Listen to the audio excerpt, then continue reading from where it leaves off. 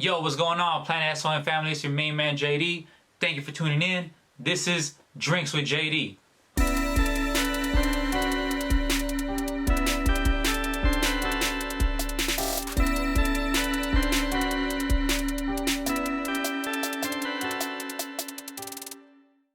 I just be like, yeah. You know what I'm saying? All right, so here we go. There we go. Rocky The Hooligan, what up, man? What's up, How are you, man? I'm good, man. Yeah, how's everything?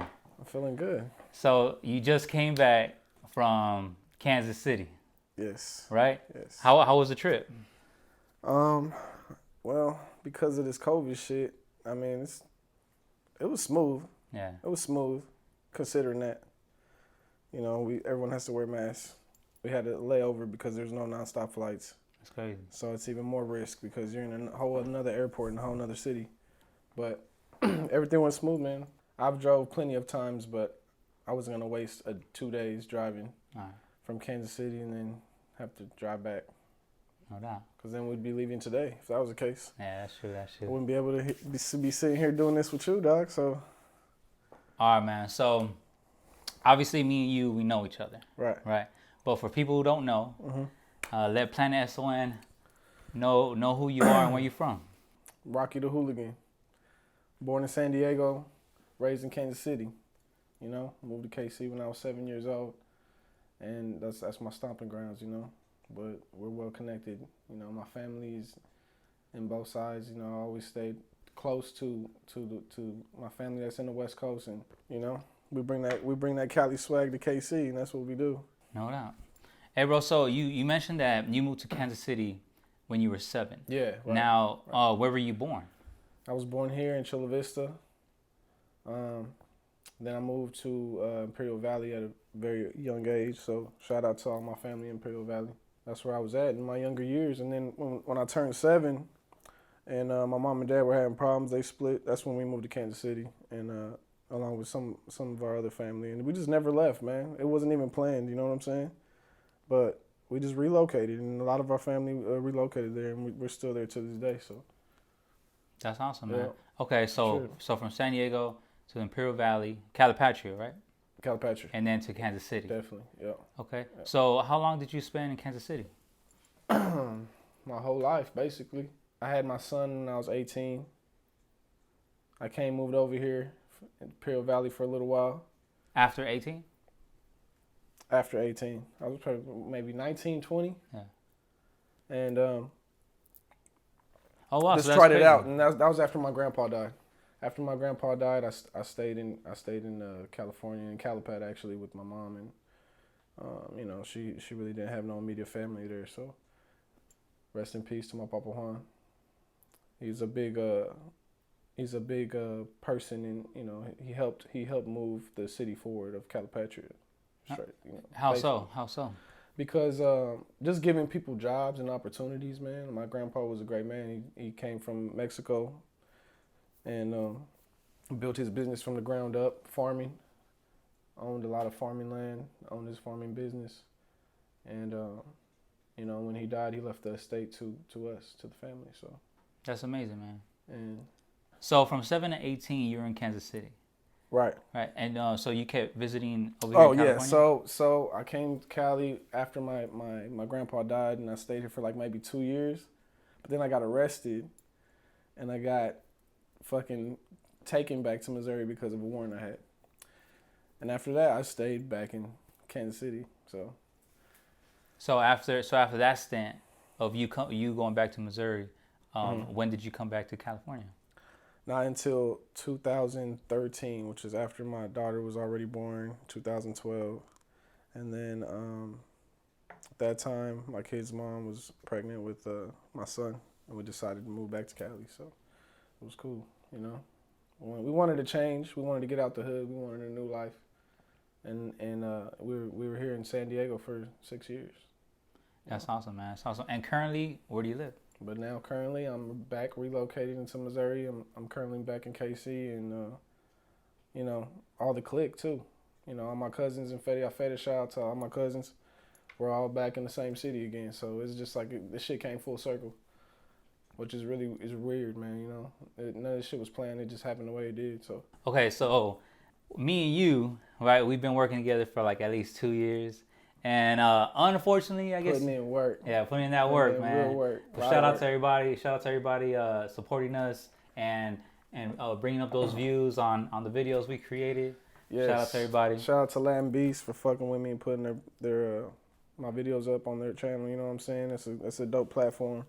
But yeah, we're gonna spread out. I'm planning, dog, right now. I really want to start putting more content on the Fetty Fetish channel, and that's just for all the real Fetty Fetish fans that've been there since the beginning. Yeah.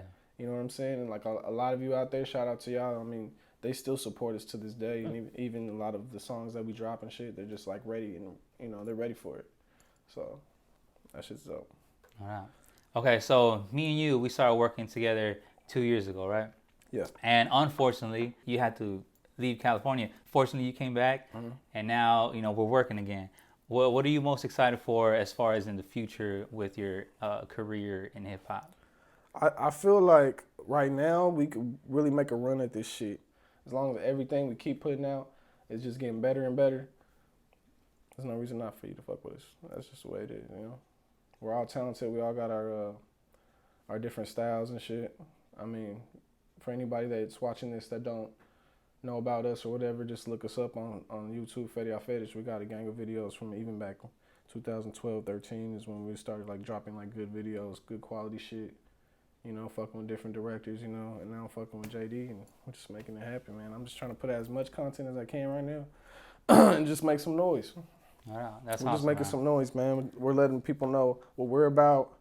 You know, California born, Kansas City raised. We were all born in California. We're all first cousins, and we all got that drive and that talent to do it. So that's awesome, man. Yeah. That's awesome. Okay, so as a recording artist, I have to ask you this question: when did you know you fell in love with hip hop? Damn, that's a good question, but that's early, dog. Like, I think my first run-in with hip hop for real to where I could sit down and listen to it was Bone Thugs, was East 1999, and I was probably like 8, 9 when I was listening to that. What drew Bone Thugs to you? Bone Thugs, just their melodies, bro, and you know, who don't fuck with Bone Thugs? That's just dope music, like their melodies and shit. But I've always been around a lot of different types of music, should I say? Growing up, because of my parents, because of my bigger cousins and shit, they'll always put me onto shit. But you know, of course, being that we're Mexicans, we're from the West Coast, we bump oldies and shit. My parents bumped oldies, you know, like classic soul shit, and that's what we would listen to. So who introduced you to Bone Thugs? Oh, my big cousin Frankie, actually, that lives here in San Diego. Shout out to Nitty. He put me up on Bone Thugs. He was like, "Dawg, you gotta listen to this right here. This is the shit I'm on." Yeah. So I was just like, "All right." So bet. Track for track. The album, the 1999 album. I would go through it, bro. We would bump that shit when I was young, and then shit like Ice Cube, you know, was a big influence on me. That War and Peace Volume 1, excuse me, that's my shit, bro. Yeah. Like I soaked up game from that. And that's real talk. All Eyes on Me, you know what I'm saying? Tupac, of course, and you know, just Snoop, you know. I always liked X, DMX. The Dog. And I liked a lot of underground shit. I would always bump underground shit. I'm all about underground shit. What underground? Because I'm fucking underground. So what underground? Just let me see. I don't know, man. Well, SPM is not really underground, but I always fuck with Tech, even when Tech was back in the day before he was mainstream like he is now, and you know, Rich the Fact, and all the fucking rappers from the Bay as well, like you know, Mac Dre and everybody, bro. You know, I got a little bit of everything. I listen to everything, bro. I don't fucking I don't care about where you're from. You know, if I like your music, I like your voice, I think you a spitter, I think you talking that real shit, then I'm gonna fuck with you. No, man. Yeah. Now, you know how you mentioned Bone Thugs. Since we know Bone Thugs are from the Midwest, did that resonate with you? Did you connect to them in that way? Not really, dog. I mean, I always liked the way they would give it up, though. Like, you know, nigga, we from C-Town. You know what I'm saying? All that shit. That Cleveland shit was dope. But because I never been to Cleveland, and even though it's in the Midwest, it's like it really didn't make a difference to me. I just liked the music. you know how it is when your big cousins like something, they put you on it, and then you start fucking with it. And usually that's how it goes. For sure. You know. Yeah, I mean, those are the people around you who Yeah, inspire. especially if you look up to your big cousin, you want to be like him and shit. You want to do what he's doing. Exactly. You don't want to listen to what he's listening to. You're right. You know what I'm saying? Yeah, that's basically what it was. So, do you consider yourself from the Midwest or someone from the West Coast? And that's a good ass question. Thank you for asking that, dog. Because I don't know. I feel like it's a balance, bro. For me, anyway. Because I love Cali, bro. I love Cali. I love Dago. You know, and I was born here. I love being here. But at the same time, I feel like my home is in Kansas City. That's my home. That's where I did everything for the first time at. That's where I grew up at. That's where, you know what I'm saying? That's where I had my kids. That's where I sat down roots to live, you know what I'm saying? So I'm always going to feel like KC's my home, and that's where I'm comfortable at. But I love Dago, and that's why I got a lot of love for both sides. Hence my tattoos. I got San Diego on this side. I got KC on this side.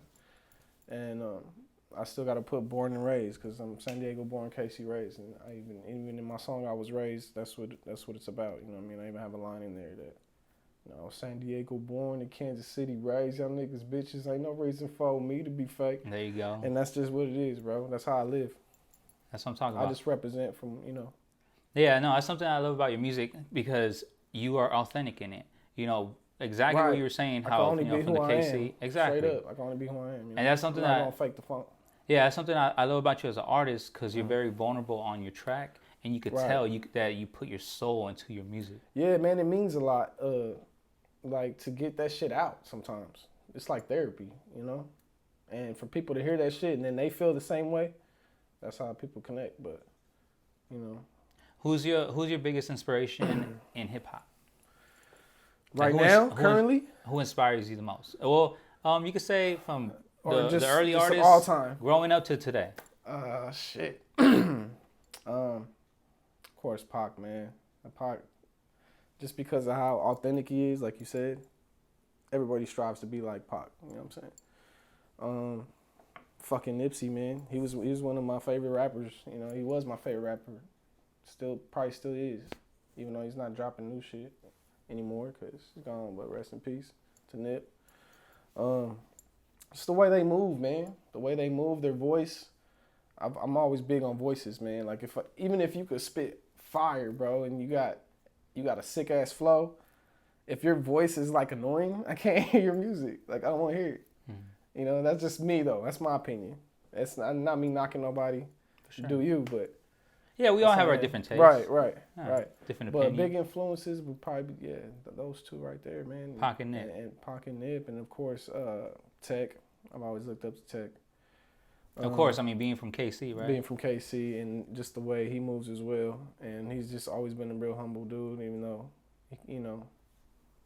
anytime I met him. A lot of influences, bro. So many, dog. It's hard to pinpoint right now, actually, but those would probably be my most ones right there. So me being someone who hasn't gone to Kansas City, can you tell me a little bit, or can you elaborate a little bit on how tech has influenced the city? Everybody, he's a household name in KC. You could just put it like that. Billboards and shit. Strange music is doing it. But, he's influenced the city a lot, man, and influenced me a lot as the years went on. From Angelic all the way through to Absolute Power and all that. That was my shit, man. So I listen to a lot of strange music.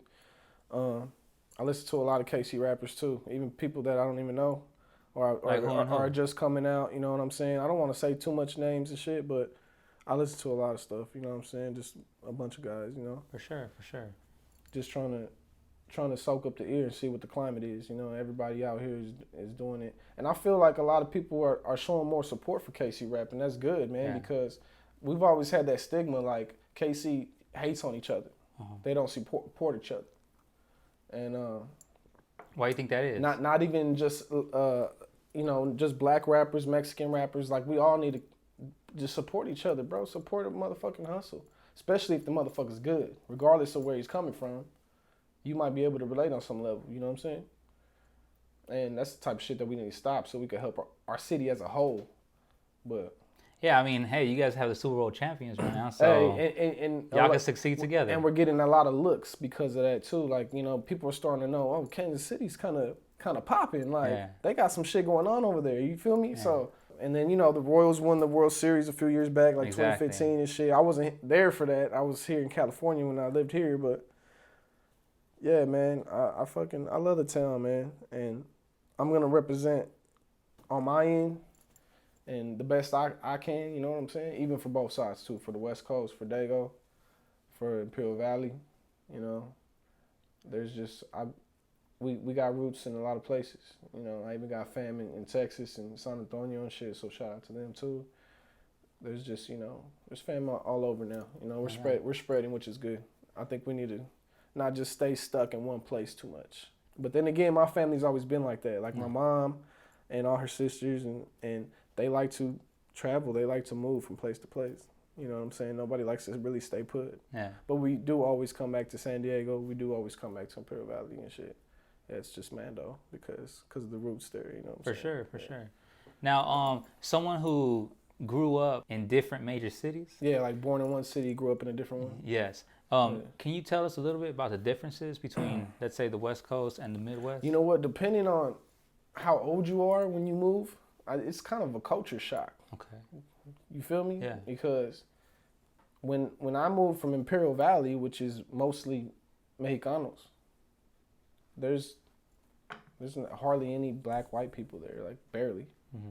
And then you take me to Kansas City, and then I'm in the hood, and I'm going to a hood school. Yeah. And then I'm surrounded by nothing but black, white, Chinese, Asians too. But it was majority, I was going to black schools, you know what I'm saying? Okay.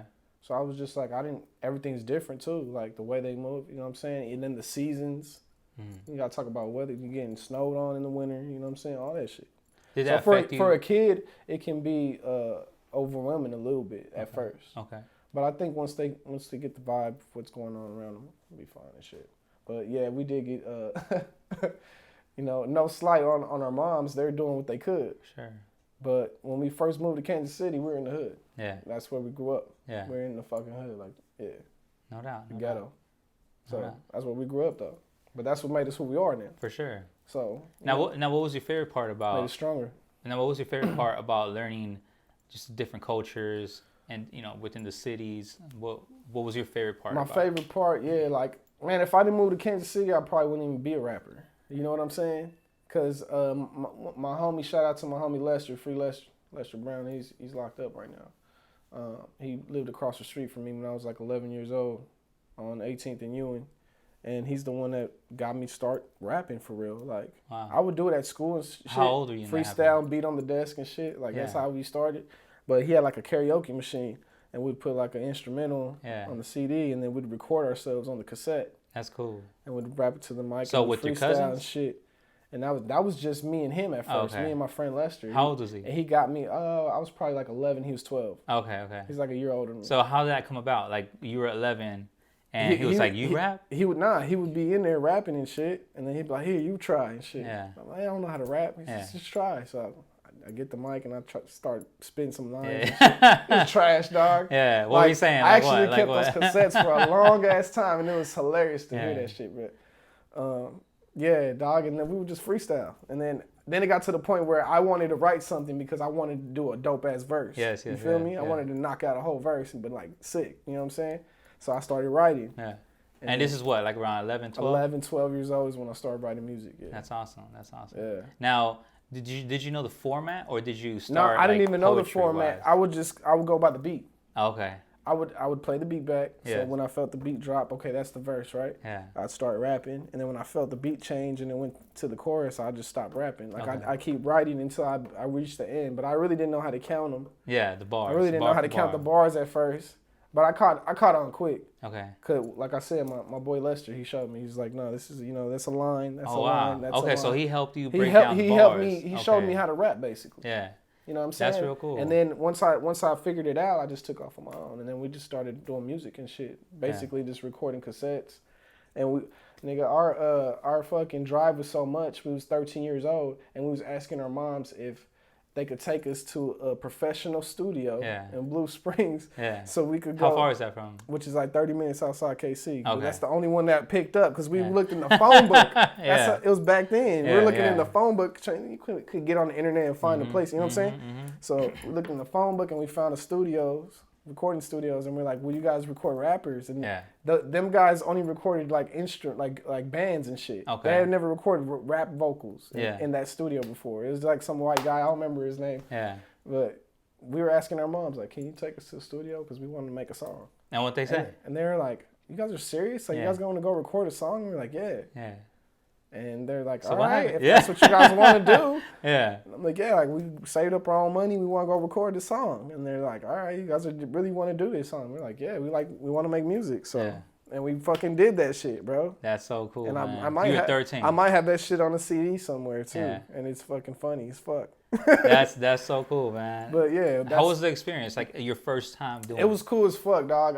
I think that was my first little taste of a professional studio, and then from there, dog, I think it bit me, bro. I was like, I gotta be in here. Yeah, like you have to be a rapper. I have to be. This is what I want to do now. Yeah, that's so cool. That's what made me was like, yeah, this is what the fuck I want to do. I was like, this is sick right here. Like I want to come in, I want to lay down vocals, I want to hear the shit back, I want to bump my song while I'm driving. Like, for sure, that's what I want to do. What name did you drop on the track? What name was I under back then? For yourself, yes. Oh yeah. Shit. What was I calling myself? It's actually always been Hooligan, but I spelled it differently. So why Rocky the Hooligan? Why the name? Why Hooligan? I don't know. I just always liked that name. I just always liked people say they're a hooligan. Like, and I'm a hooligan. Like, I like breaking the rules. I like doing shit that is frowned upon. Nigga, I'm a hooligan. Like, it just fits me, I guess. It fits my personality, I guess. Especially when I'm rapping. Like that, my rapping persona, the way I feel when I'm on stage, the way I feel when I'm rapping, I feel like a hooligan. I feel like nobody could tell me shit. Like you're breaking all rules. I could break any rule I want. Say whatever I feel like. Because you ain't gonna tell me shit. No doubt. Yeah. That's something that I like about your music, because as you're talking about how you want to break the rules, I feel that with your music, you are vulnerable at times. And I want to break the rules. Sorry, I didn't mean to cut you off, but I want to break the rules when it's right, when it feels right. Yeah. You feel me? Yeah, no, for sure. Like, because laws are laws for a reason, but these weren't always the laws that we live by now. You know what I'm saying? Well, I mean, I respect that because I know with your music, by breaking the rules, your talent is allowed to come out because you're not stuck in one little box. In a box. Yeah, you're literally thinking outside of the box, and that's how you're breaking your rules, but that's how your talent shines. You know, that's something that I like about your music. Thank you. Now, what makes you be so vulnerable in your music? Like to actually share your life and just things about you that people won't share. One, because you want something to leave behind for people to know who you were and what you're about, even when you're gone. And I feel like that's the perfect way to do it. Two, because it's therapy, bro. It's therapy to hear it. To hear your problems, hear your fucking emotions on a track, it releases something, I think, at least for me. How many albums have you completed? Now, Freedom to Conquer, which is out right now, go get that, go purchase that, all platforms. That's my first real studio album. That's my first real album, Chain Tracks. Before that, we was just doing nothing but mixtapes, and we was just taking what everybody else does, basically. Just getting beats off of YouTube, rapping on them and shit, and making them your own. That's what the fuck we used to do. But it got to a point where I was like, look, we've been investing so much money into this shit. And time. We're not seeing no returns on this because, we was selling merch and we was doing shows, shit like that.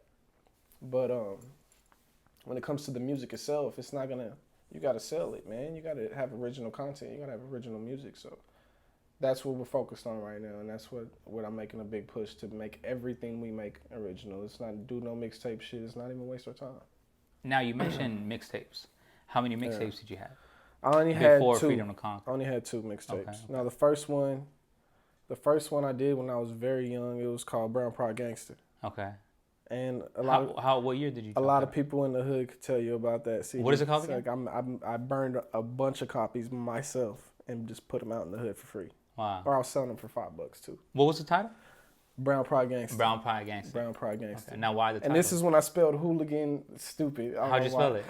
I put WHO-LA-GAN.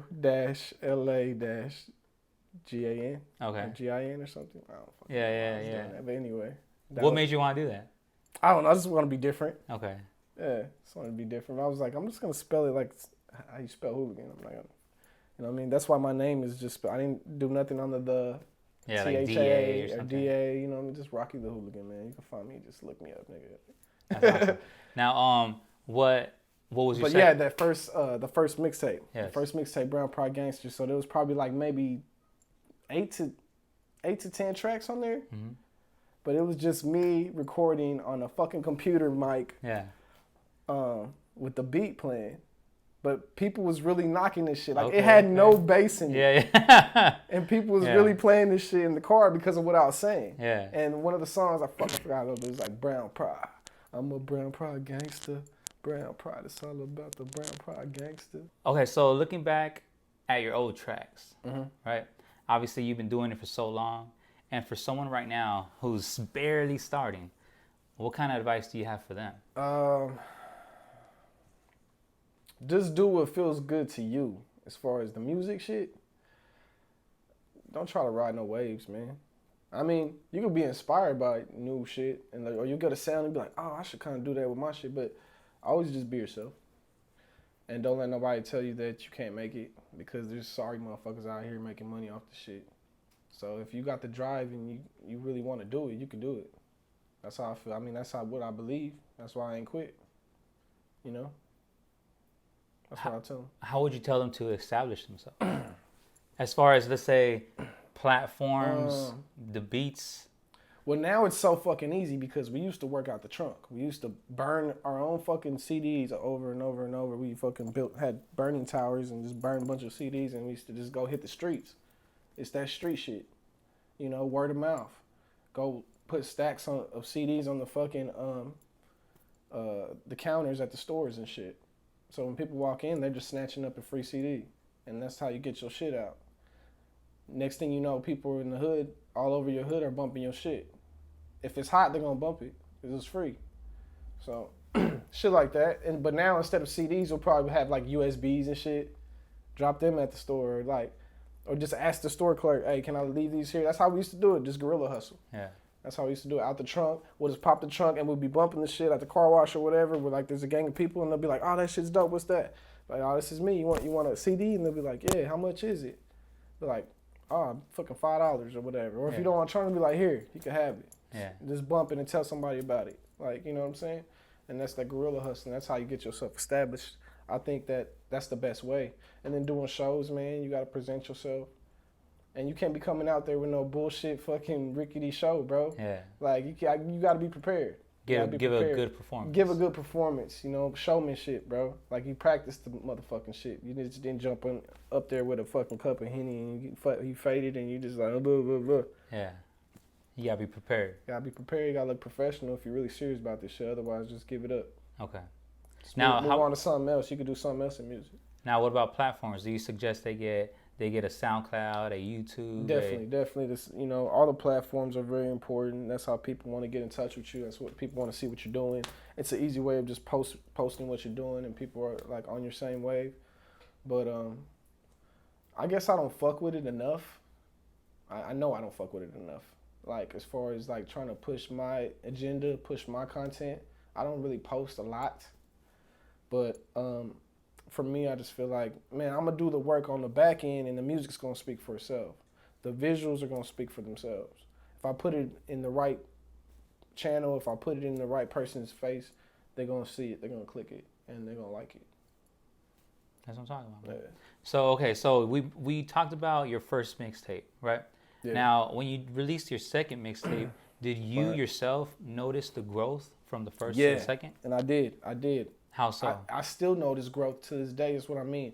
If we every new song that we record, every new thing that we want to drop, we should just be improving the quality or even the content of how we're approaching certain songs. And like, you know, you could just see the growth, man, and everybody.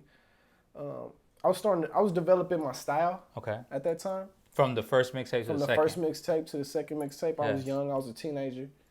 By the time I got to the second mixtape, I think I started feeling myself a little bit. I was 17, 18, and I was feeling myself. What was the break in between from the first to the second? I recorded that I Was Raised in 2006. And that's what it was called? I Was Raised? I Was Raised. And no, the mixtape is called On Every Block. On Every Block. And there's the song called On Every Block, which got re-recorded, but the first time I recorded On Every Block, that verse, was in 05 or 06 as well. So that's when I started to get my little style. Like, this is how I want to come out. Okay. This is how I feel. Okay. You know? And On the Block was like kind of a statement of this is the real Rocky the Hooligan. Right.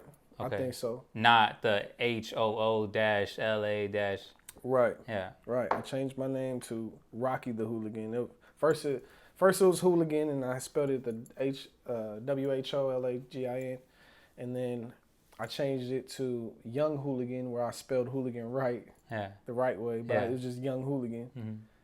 But then later on, and it was maybe 2011, 2012.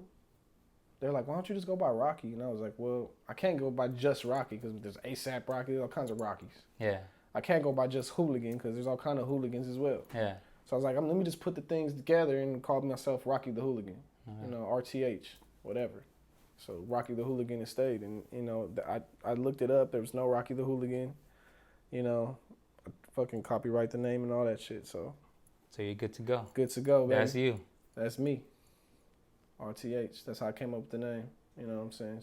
So and then after the second mixtape, you came out and you created what I consider an amazing piece of work, which is Freedom to Conquer. Thank you. Now, to me, let me describe. So On Every Block was 2014. Yeah. So I waited a long minute before dropping another project, but I knew that when did Freedom to Conquer I knew drop? for sure it needed to be an album. I said, I'm not doing this mixtape shit no more. Yeah. This is when we were converting. We're like, dog, why are we still doing mixtapes? For sure. You know what I'm saying? You wanted to drop an official album. And even though On Every Block and the other one, Brown Pride Gangster, were like, you could call those both mixtapes, and there's hella copies of them floating around.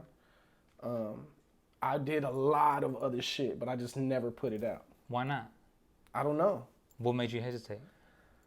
For one, just the time and effort it takes to burn all the CDs and get it out. Okay. And then for two, I didn't think it was good enough. A lot of them songs were trash. Okay. I didn't want to put that shit out like that. I was like, nah, I really need to focus and put something good, like something that makes sense all the way through. I wanted an album. Yes. You know, people don't do albums no more. They do EPs or they drop a couple songs at a time, and they don't even match up. Like, I remember when albums had a fucking intro. It was a fucking story. Like, this song, this song, this song. They play into each other. There's a rhythm, there's a flow. And fucking skits, outro. You know what I'm saying? For sure, Those were for sure albums. You know, you're older than me. You know how we used to get down with the classic albums. You open the shit up with the booklets and all that. So I just wanted to kind of give a feel of like a classic album with the Freedom to Conquer, because I was like, it has to flow. How do you feel about Freedom to Conquer? I love it, but when I play it back sometimes, I feel like it's really sad. Like a lot of the songs are sad, but maybe I was just sad when I was writing them songs. You know what I'm saying? Yeah. Or I was just in my box. Like, and I just had to get that shit out. Like I said, it's therapy, bro. So the shit that I'm saying on it is really real. But when I listen to it, it's not fun. It's not a fun album. It's just some heartfelt shit. There's vibes on there, like Blue Franklin and Get Faded With Me. So, of course, you could turn up to that. But or Get Your Squad Up. When I listen to the whole, or Get Your Squad Up, and that's a quick little, for sure. So I had to throw those in there at least to bring the fucking feeling up a little bit. Yeah. Like, damn, nigga, why you so depressed? Yeah. So, I don't know. Well, can I like it. I think it's a good body work, and I hope you guys do too.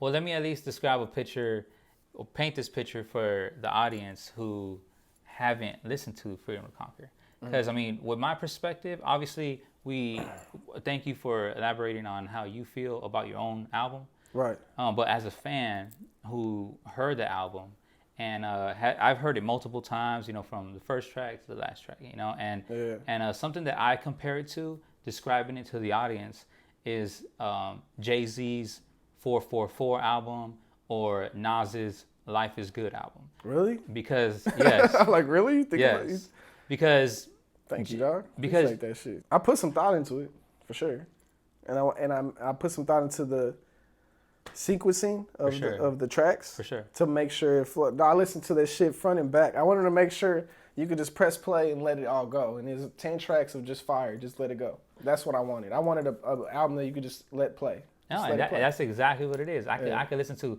the whole entire album. Yeah. Track There might for be track. one or two, like you're like, I heard this one too much or something, and you'll click it. But nah, for the most part, you can let the shit roll, man. There's no bullshit on it. Now let me elaborate to my statement on the 444 and also Life Is Good. Okay.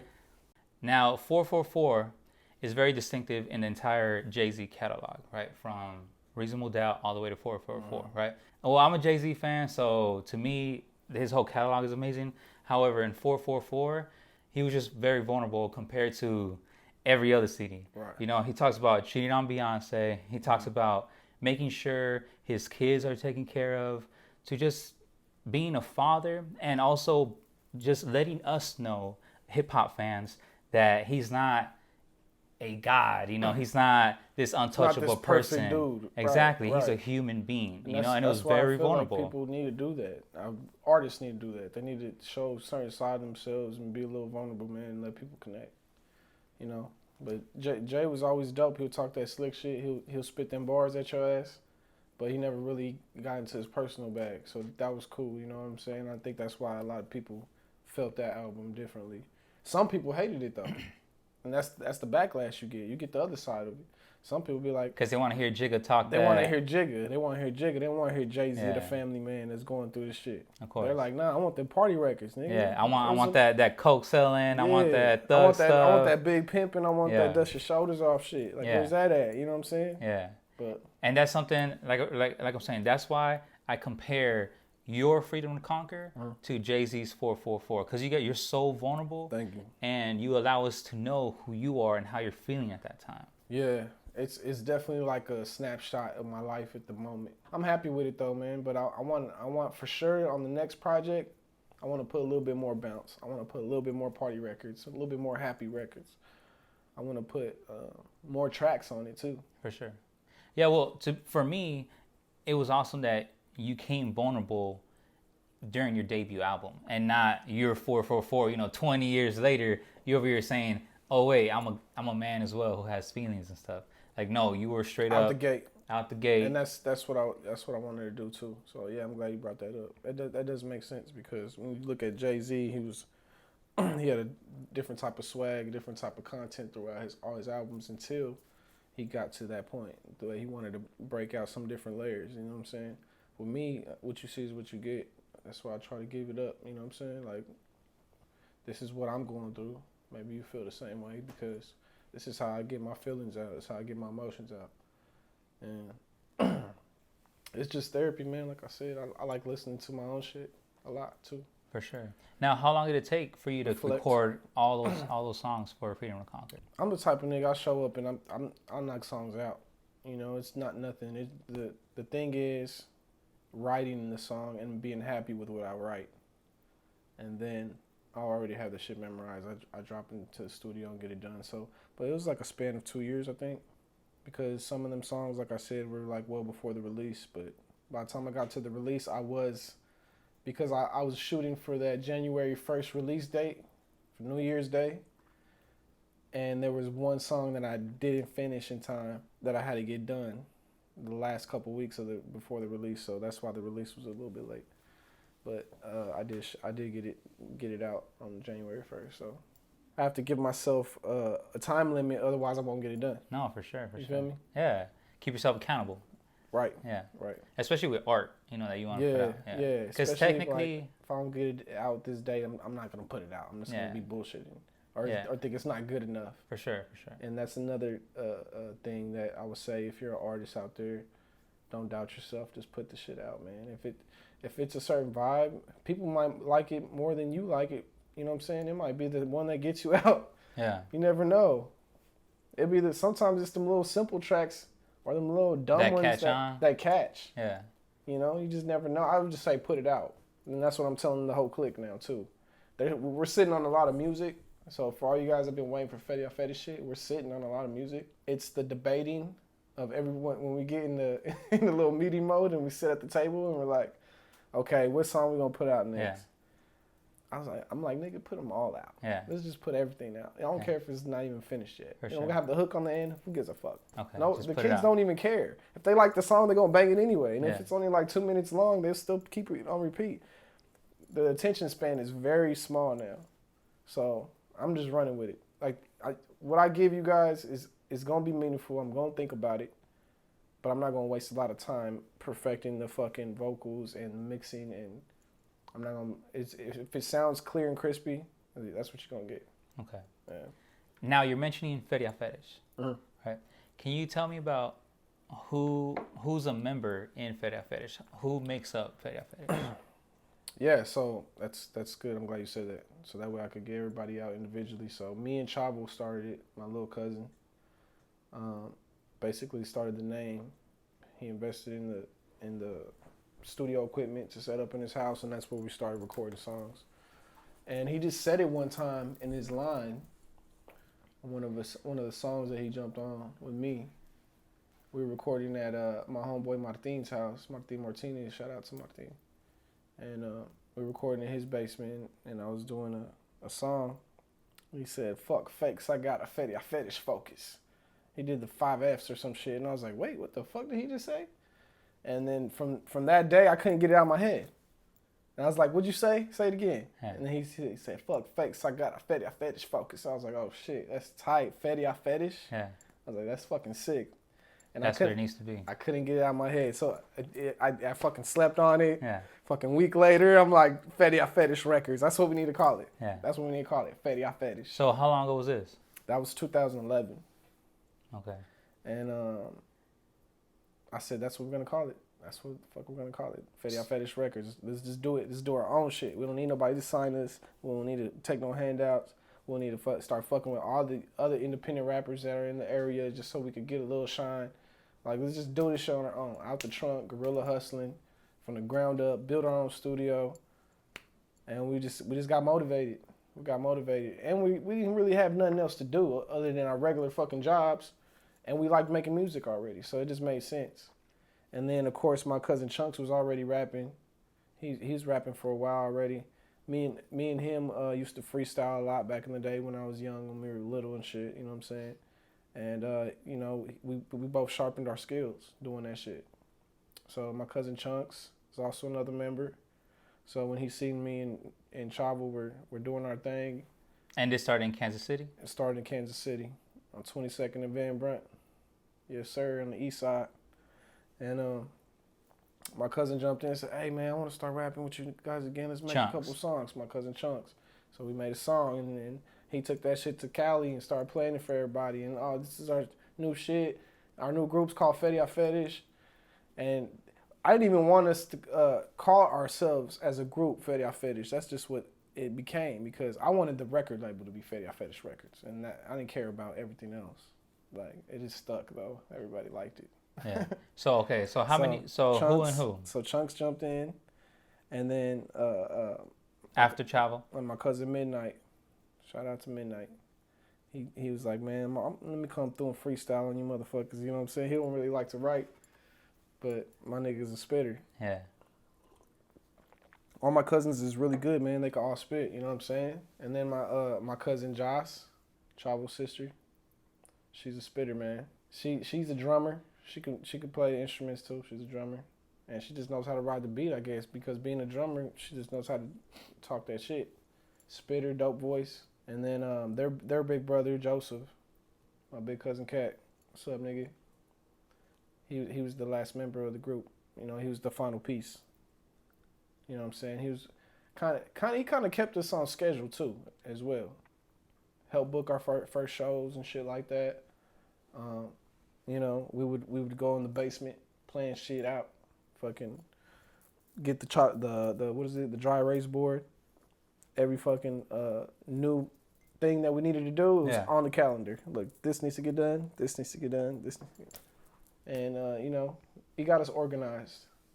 And then last but not least, shout out to my tia Diana, my tia Blue. Is she a part of the group as well? DC was our promoter. She was our promoter. Our tia was our promoter. She doesn't do any music shit. She just like, you guys gonna make the music, you give it to me, and I'll make sure everybody hears the shit. That's what I'm talking about. So that was her shit. And then she held down the clothing part of it, the merch. In the beginning, she was the one printing all the shirts, printing all the hats, printing everything for all you motherfuckers to buy and represent, you know what I'm saying? But keeping us dipped in the Fetty Fetish gear. So shout out to her, man. She's a big part of it. And us working as a team helped us because we could all pitch in. Okay. You feel me? So, official Fetty Fetish members. Rocky the Hooligan. Yeah. Chavo. Yes. Chunks. Mm-hmm. Joss. Yep. Midnight. Mm-hmm. And Joseph. That's right. So there's 6 members. 6 members. Hence the F. Another reason. 6 of us. F is 6. Yeah, because F is the 6th letter in the 6th letter alphabet. of the alphabet. So that's why I always put 66 on everything. FF. Yeah, Fetty Fetish. Fetty Fetish, man. Double F. Fetty Fetish family, you can call us. We're all family. Yeah, man. That's us right there. You know? I'm trying to get Joseph to come back out and make some new shit. He stopped making music? He did stop making music, but his mixtape is fire. Yeah. So check that shit out. It's on YouTube. Before I Was King, that shit's hard. So every member in Fetty Fetish makes their own music. Also, we do make our own music. Yeah, we branched out. We individually, started off doing group shit, but since there's 6 of us, we can't all always be on the same song. Yeah. So we did do 2 group projects that were mixtapes as a group. So the first one was Fetty Fetish Infinite Movement, which was 10 tracks. That was our very first one. That was 2012, I believe, when we first formed the group. That was our first project that we put out and hit the streets with and performed on that shit, and it was just mixtape shit. And that's what really got us lit. That's what really got a fire for us to keep going and doing more. That's what I'm talking about. And then, now, everybody was together in Calipatria or in Kansas City? Everybody was together in Kansas City at that time, yeah. Okay. Which is, it's like I said earlier, I don't know if I did, but it came full circle and we're all relocated back in Kansas City again. Now, since you guys are together in the same city, would you guys be dropping something soon? Yes. Is that your goal? Yes, that's my goal. I'm going to make sure it happens. Yeah. So a new Fetty Fetish album. Yes, an album though, not a mixtape. Our first 2 projects, I didn't even tell you about the second project, which is Enlightened by the Struggle, which is our second mixtape. And those ain't really available anymore. If you got them on as a physical copy, then you're lucky. You know what I'm saying? You can't even really hear that shit. I think it's on SoundCloud. It might be on what's it called? The mixtape sites. Fuck, I can't think of it right now. Like Dat Piff? Dat Piff. It's on Okay. Dat Piff. Oh, okay. Excuse me, my fucking brain went blank. For sure. Dat Piff, all the mixtape sites, it should be there for you to listen to it, but and SoundCloud and shit. But it's not. I mean, you can't stream it. It's just mixtape shit.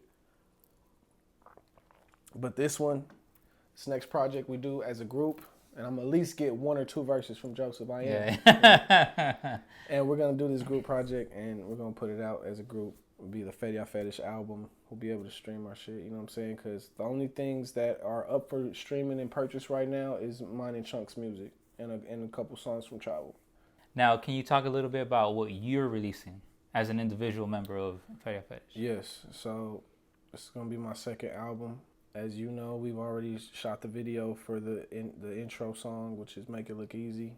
Very excited about that. And also, the video's dropping soon, right? And the video will be dropping soon. I just haven't posted it yet. Okay. But where are you gonna drop that at? I love the video, man, and we're dropping it on Latin Beast, so it's gonna be our trilogy that we done together. Okay. You know, we've already dropped 2, and this will be our 3rd. Yeah. And it was around the same time that we shot these videos, so it's good that it's coming out now, and man, it's gonna be dope. That's what I'm talking about. I hope you guys feel that shit. You know, it's gonna be the first track to my new album. Yeah. Like I said, this album's gonna have way more bounce, way more. I'm gonna collaborate with different producers as well. Yeah. I don't want to do all the beats on this one. I might do most of them. Yeah. I got a few Okay. that I definitely gonna put on there, like that crime scene beat that I sent you. There's another beat that's really hot that I think is gonna it's gonna snap. So Yeah. and I just shot a video with my boy Sleepy, so shout out to Sleepy for Blowing They Mind. That's the second track on the album. So those two for sure are going on the album. I have a couple more that I'm for sure gonna put on there. So I'm about at 4 or 5 tracks right now, but it shouldn't take me long to get the rest done. For sure. I'm focused right now. When are you planning to drop the album? I don't have a date. Whenever I feel like it's finished and I'm happy with it, I'm not gonna set myself to a date right now, but I do eventually want to be like have a good idea of when it should come out. So I'm thinking by the end of the year. Oh wow, this year. Yeah. Oh wow. For sure. That's awesome. For sure by the end of the year. Like For I sure. want to have it like in December at least. At least. And I can see that happening, especially with momentum that these next few videos are gonna create. Yeah. And now that I got them out the way, it's just gonna push me to do more. So For sure. I don't feel like I'm stopping anytime soon. I feel like we're gonna push a lot of new music out, man. Like I said, we don't have a lot of music that's up for purchasing and streaming, so we need to focus on that and focus on the visuals, because that's always good. You know, we need more videos for your viewing pleasure. These visual masterpieces, me and JD putting All together. day, man. You know Hey what I'm man, saying? you already know, man. So yeah, we ready to go. I'm getting everything geared up, man. I'm trying to put a fire under everybody's ass, and we're just gonna focus. We gotta focus. That fetish focus. Now, something that I noticed about your music is your infatuation with Monster and Hennessy. Can you talk about that? Yeah, for sure. That's my drink. Actually, my homie Moose put it on to me. He put me on that shit. So my homie Moose, shout out to Moose. That's my boy Nitty's best friend, one of his best friends. How did that come about? You guys were I just came chilling? to Cali one time for the summer and we was kicking and shit. And he brought the Monster with I always sipped Henny, but I never tried it with Monster. And then he brought the green Monster and then he was like, hey, you need to try it with this. It takes all the burn out. I was like, what? Yeah, and I liked it. Ever since then, I started sipping that shit. I took that shit back to KC with me, got everybody in KC drinking that shit. Just Monster and Henny, man. I got the tattoos on it. That's how much I be loving it. Like, I be getting it all the time. Dedication, man. That's dedication, bro. Yeah. You know what I'm saying? For sure. What is it called? What when you mix it I call it together? Hercules. Okay, the Hercules. So that's what I call it. Yeah. That's what I call it. That's what I named it. 'Cause I was like, I gotta give this shit a name. Yeah. So yeah, I And call it was Hercules. Monster and Hennessy. That's that Hercules. So you'll hear me say it a lot in certain songs and shit. For sure. Or I'll just say it. You know what I'm saying? But yeah, man, Henny and Monster. Shout out. What's up? There you go. Hit me up. I need a sponsor. Right? Okay, since we mentioned your first mixtapes, your first album, let's talk about your new stuff coming out, right? So right now you mentioned Make It Look Easy. Can you elaborate a little bit about that song? So I recorded. Like, how did it come about? I recorded it with my boy Jody Joe. Shout out to Jody Joe. Go check his music out. He's a rapper right here in Dago as well. Yeah, man. I heard the beat. My cousin gave me the beat. And it was just something about that beat. I was just like, damn, this shit's fire. Like, I didn't even know how to come on it, really. I don't even know how I came up with that hook. It was just kind of like, I think I freestyled the hook and I just really liked the way it sounded, so I kept it. I wrote it down. And it's just me talking shit and letting everybody know I make this shit look easy, man. But this shit ain't easy. It's hard work. It is hard work. People think that rapping is easy and all you gotta do is show up and rap and you're gonna get fucking money and bitches and nah, nigga. This shit is, you gotta love this shit. Because it's art. It's art. You gotta love this shit. Like, you gotta do it because you want to do it. No, regardless of what you get for it. For sure, man. Mm-hmm. Now, as far as the video, I know that I had fun shooting the video. Now, can you give your perspective on the video and how you enjoyed it, or if you enjoyed it? You know how it was, dog. I still work regular fucking job, by the way. I got off a fucking, I think a double shift or some crazy shit, and didn't even go to sleep. And you remember, I pulled up with my outfits, dog. We did. Go check that video out when it comes out, by the way. It should be out by the time this comes out, I think. I don't know. We'll see. But, you know, it's 3 of me I'm in 3 different outfits on the same fucking, you know, you have to put the shit up on the tripod to get it.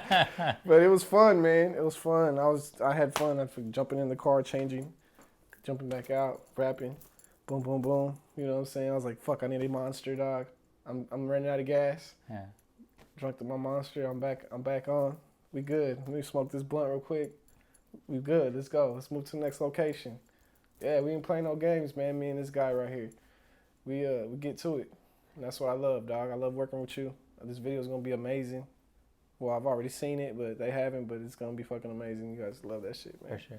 Now, best one yet. Now, there's something that I love about the video was that, okay, as we know, Feria Fetish is your family, right? It's your cousins, you know, Feria Fetish family, right? Right. So so what is that? That's your mom's side of the family? That is my mom's side. And so now the cool thing about Make It Look Easy is that on your dad's side, you put my 2 cousins that are on my dad's side in the video. Exactly. Which was cool. Exactly. So shout out to my cousin Max, my cousin Michael, that's in Miguel, whatever he wants to be called these days. Yeah. It's my dog. He's the one that gave me the beat for the shit. He gave me that beat for the song. So I said, yo, I need you in the video. Shout out to my cousin Nitty. He had just got out at the time from doing his bid, and I needed him in the video as well. I said, man, I need both of you. I need both of you in the video, man. We're gonna shoot it. Let's get it. Let's make it work. And that's something that I thought was cool because you're a part of the Feria Fetish family, which is cousins from your mom's side, and then now you get to collaborate with your cousins from your dad's side, right, in the music that and bring them into to my environment, to my world, man. And it was cool as fuck. And you know, I like that type of shit. I like shit that I could look back on and I'll be like, yo, I got my cousins in the video. For sure. They got their little cameo. For sure. You know what I'm saying? Just give us some shine, man. It's fun. This shit's fun to me. No, for sure. And that's real cool that you know that your family backs you up with your artistry. You know, yeah, they do. That's another big thing too, man. When your family supports your music and your dreaming and all that shit, it makes it a lot easier to be like, it makes it a lot easier to not give up, should I say. Because, you know, it can get old.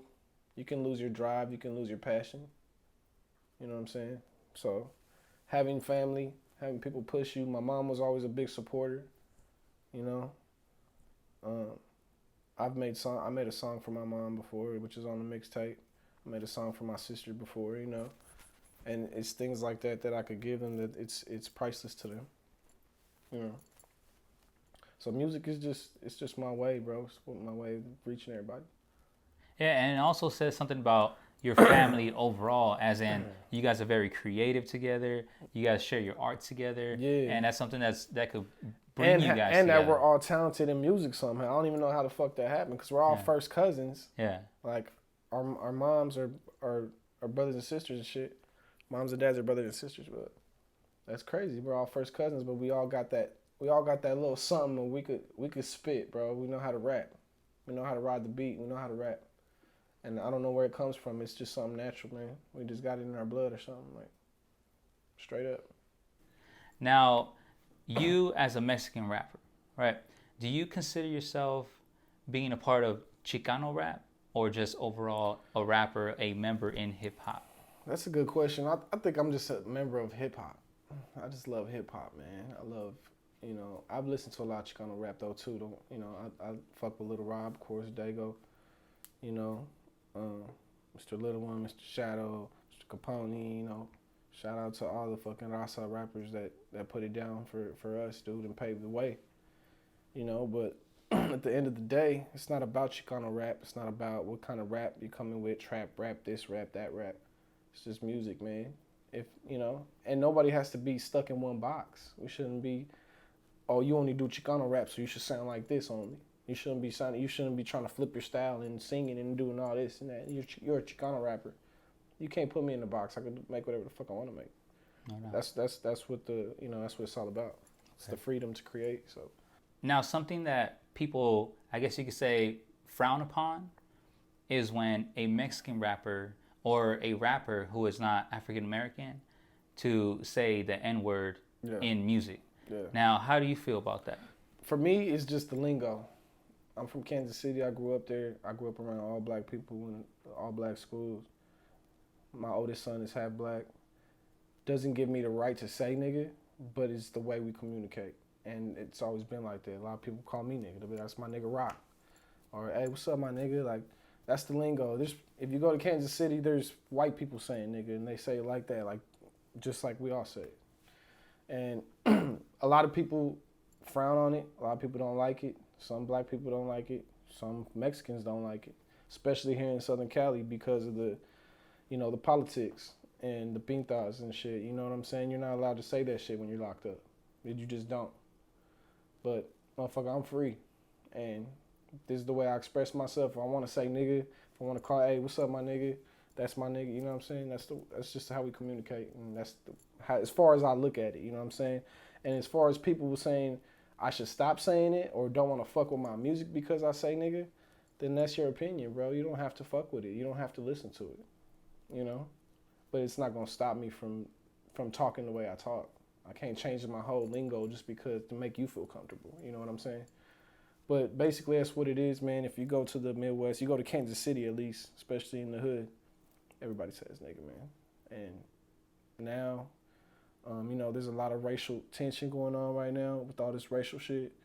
And, there's all these movements going on and these fucking police corruption and shit. But at the end of the day, we're all brothers. We're all fucking same people. You know what I'm saying? Whatever color you are. It's just about right and wrong, you know? Some people don't like it. Some people don't like me to say nigga. Some people get it fucking, you're Mexican, fool. You're disgracing your raza by saying nigga. Why are you doing that? You ain't black. Well, it don't matter, bro. It's like, that's how we express, bro. That's how we talk. So that's how I feel about it. Now, after it's all said and done, right, with your hip-hop career, what kind of impact or what kind of legacy do you want to leave in hip-hop after you retire from hip-hop? Man, that's a good question. I just want to be remembered as a dope-ass fucking MC, bro. Like a dope-ass rapper that just kept it real all the time and made people feel good. And I want to leave something to remember me by. But not only that, you can go back to my music and it's still classic. It's still timeless, bro. That's my main thing. Like I want my music to be timeless, classics, shit that you can't put a date on. Mm-hmm. You go back to my shit and it's still relevant today, like how Pac is and like how Nipsey is, and how like a lot of artists are. You know what I'm saying? I can't even name all my favorite rappers because I listen to a lot of shit, but yeah, man. Do you have any special shout outs? Nah, I mean, I don't wanna leave nobody out. All right. So shout out everybody. Shout out to everybody that's supporting my shit. Shout out to all the family. All my family, man, big supporters, man. I love you guys. Fetish. Shout out to you, JD, for fucking with me, dog. And we just shot some more shit yesterday, so you guys get ready. We got some hot shit coming, and we're dropping some meaningful shit. Like I said, we focus on doing the timeless shit, the classics. But yeah, shout out to everybody that fucks with Rocky the Hooligan, and I'm not gonna stop, man. I got more shit coming. That's what I'm talking about. All right. Well, Rocky the Hooligan, thank you for joining us on Drinks with JD. We appreciate you. Yes, we can't wait to hear all your stuff. And thank you for sitting down with us. Yeah, man, for sure.